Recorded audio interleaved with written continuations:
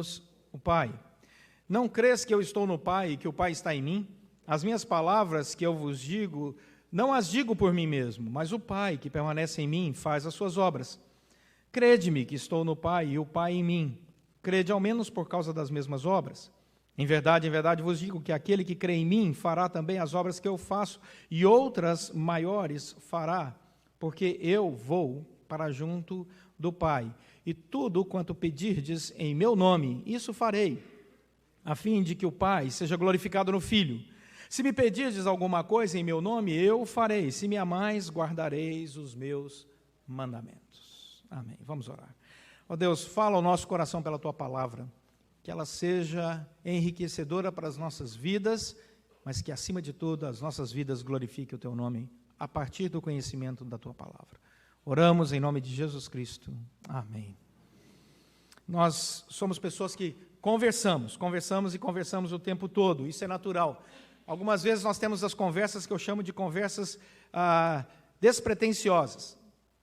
A conversa despretensiosa é aquela que você tem dentro de um táxi, na fila do banco, com pessoas ao redor de uma mesa, em que você não está preocupado em provar um ponto de vista. Às vezes a pessoa até diz uma coisa completamente absurda, que você discorda completamente, mas como a conversa é despretensiosa, você fala, deixa para lá.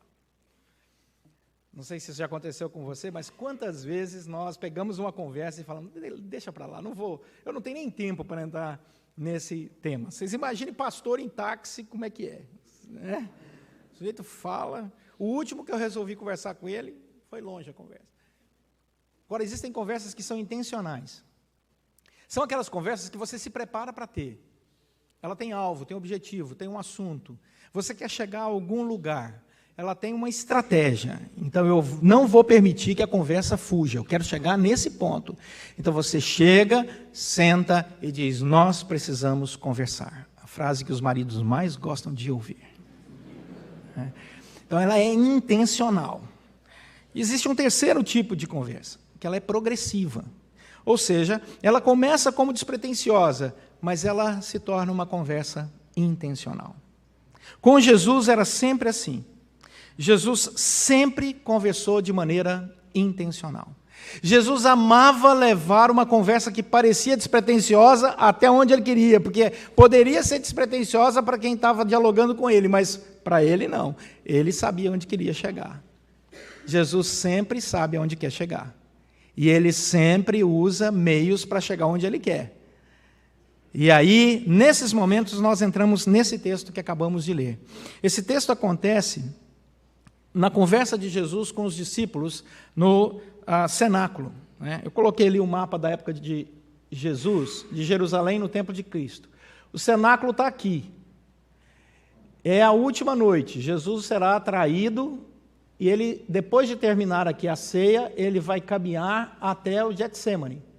Ali ele será preso, depois será trazido para a casa de Caifás, para o encontro com as autoridades religiosas, e depois ele será condenado e morto, vai morrer aqui no Gólgota, vai ser colocado no túmulo, no jardim do túmulo, que é aqui perto, e aqui, então, é que nós estamos lendo esse texto aqui que aconteceu nessa casa, no cenáculo.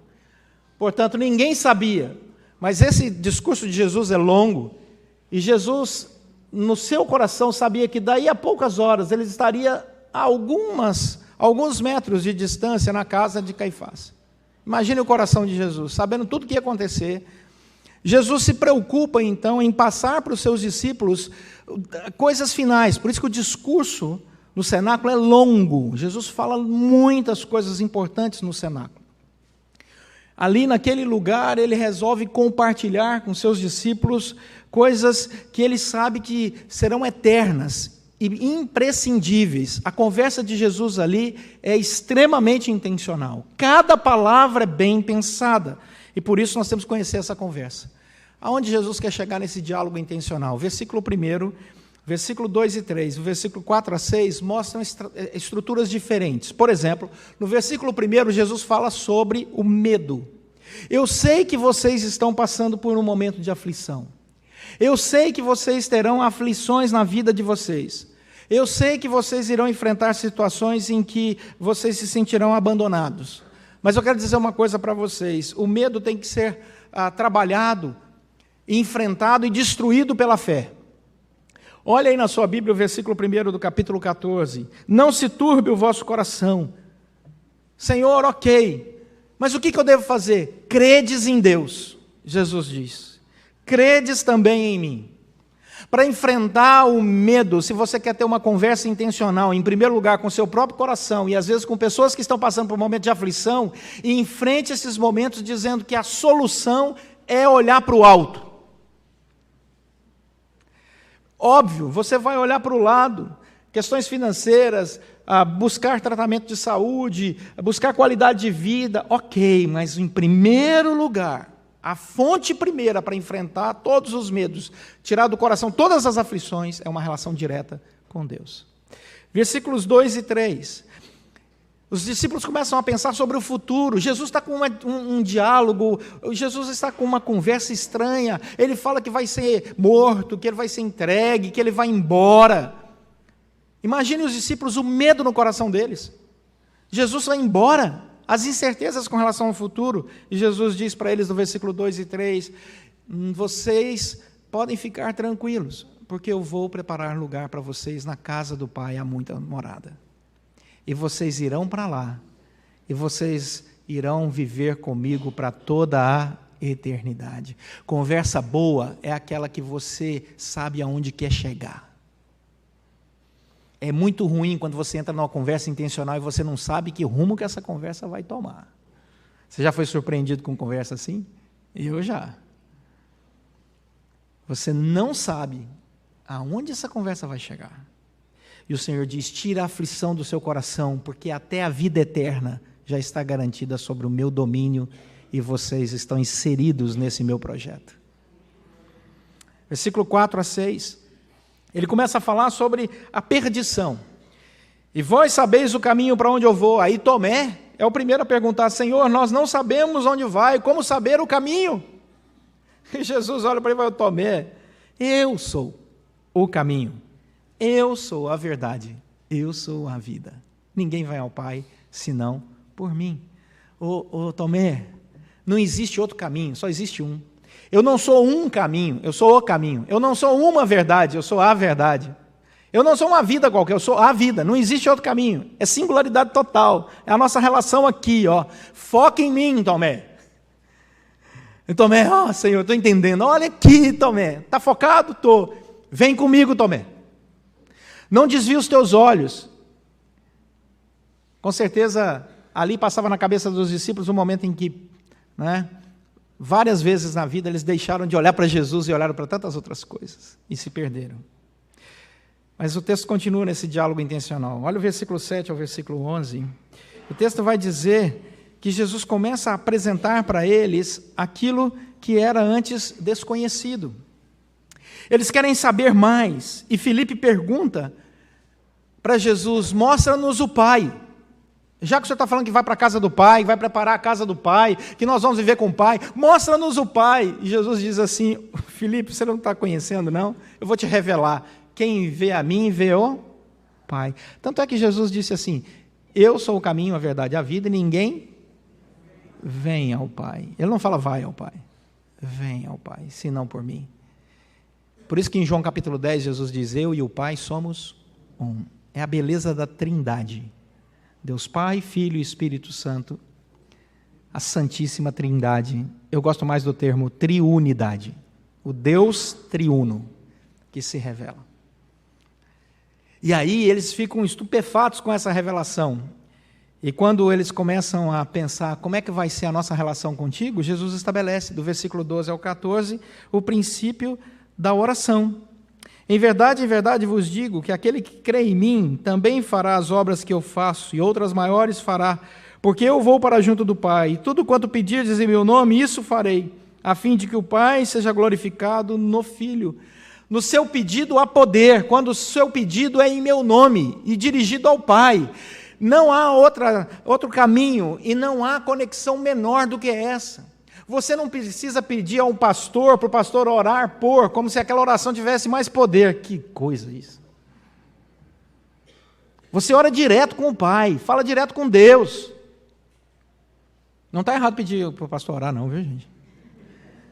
Mas não imaginem que é só esse é o caminho. Não, nós devemos orar uns pelos outros, a Bíblia diz.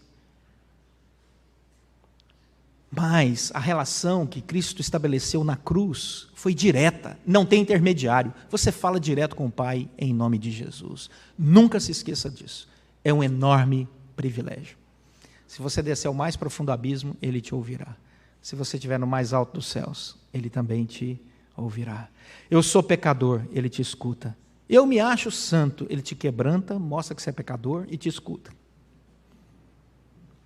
Porque Deus não rejeita um coração quebrantado. E Ele diz, maiores obras ainda fará. No termo grego aí, é maior no sentido de quantidade e não de qualidade. O termo grego mostra que o Senhor disse, olha, eu curei, por exemplo, 1000 pessoas, a igreja em oração ao longo da história irá curar através da oração, do poder de Deus e para a glória de Deus, milhares, milhões. A igreja vai ver isso. Pelo poder de Deus, em nome de Jesus, para a glória de Deus. E finalmente, o verso 15 vai dizer que nós percebemos nas palavras de Jesus uma substituição. Olha o verso 15. Se me amais, guardareis os meus mandamentos. Mandamentos, na vida cristã, Jesus diz aos seus discípulos, não é obrigação, mas é amor. Quando nós guardamos os mandamentos, guardamos porque amamos, e não porque é uma lei. Nós não somos salvos pela lei, somos salvos pela graça. Nós não guardamos a lei, não fazemos boas obras para experimentar a salvação. Não, nós fazemos boas obras porque Deus nos salvou. Porque Ele nos libertou, porque Ele falou ao nosso coração e porque somos gratos. Então a nossa relação com Ele é de amor. Por isso, quando João montou esse diálogo intencional de Jesus, ele falou sobre a fé, sobre essa certeza de quem conhece o Evangelho e o Pai, sobre Jesus como o único caminho, sobre a revelação de Deus, claramente perceptível ao longo de toda a Escritura, do poder de Deus, facilmente acessível a qualquer um de nós através da oração, mas o coração de tudo isso é o amor. Ainda que eu fale a língua dos homens e dos anjos, ainda que eu conheça toda a ciência, ainda que eu entregue o meu próprio corpo para ser queimado, diz Paulo em 1 Coríntios 13, se eu não tiver amor, nada serei. Aí pode ser fanatismo, religiosidade vazia, o amor é o elo que nos une. Amor a Deus acima de todas as coisas e ao próximo como a nós mesmos. Jesus falou isso, resume toda a lei, todos os mandamentos, e essa é a nossa conversa intencional. Tá bom, pastor, o que a gente leva para casa? Jesus te trouxe hoje aqui para uma conversa intencional. Você não entrou aqui por acaso. Ele te trouxe para você ouvir tudo o que nós ouvimos, cantar tudo o que cantamos e perceber que Deus ainda está presente. Vivo, Jesus Cristo ressuscitou. O Espírito Santo fala aos nossos corações, nos chama para essas conversas e Ele diz, essa conversa tem um objetivo, te transformar de glória em glória e te fazer uma pessoa mais leve, menos ansiosa, menos temerosa, mais alegre, para que todos possam perguntar, escuta, que alegria é essa? Nesse caos que a gente está vivendo, que tranquilidade é essa? De onde você bebe? Que fonte é essa que te faz uma pessoa tão sossegada assim? Você vai dizer, deixa eu te contar, eu tenho umas conversas intencionais, que às vezes parecem despretensiosas, mas aquele com quem eu dialogo é sempre intencional. E ele fala, e como ele fala, e quando ele fala, meu coração fica leve. Eu quero te apresentá-lo. Amém? Vamos orar. Senhor, nosso Deus e Pai, se entrou alguém aqui nessa manhã com o coração pesado, com a mente preocupada, que o Senhor traga alívio. Que no caminho do conhecimento da Tua graça e do Senhor, Deus maravilhoso, cada um aqui possa experimentar a Tua boa, perfeita e agradável vontade. E assim viver, ó Deus, de maneira sensata, justa e piedosa, dia após dia, com alegria nos lábios e com um testemunho forte nos seus corações. Faz isso em nós, por nós e através de nós, pois oramos agradecidos por aquilo que o Senhor já fez por nós, de maneira única e decisiva, por Cristo ter morrido na cruz do Calvário e ressuscitado, perdoando os nossos pecados, rompendo os grilhões e nos chamando de filhos e filhas amadas. Pois nós cremos e oramos agradecidos em nome de Jesus Cristo. Amém.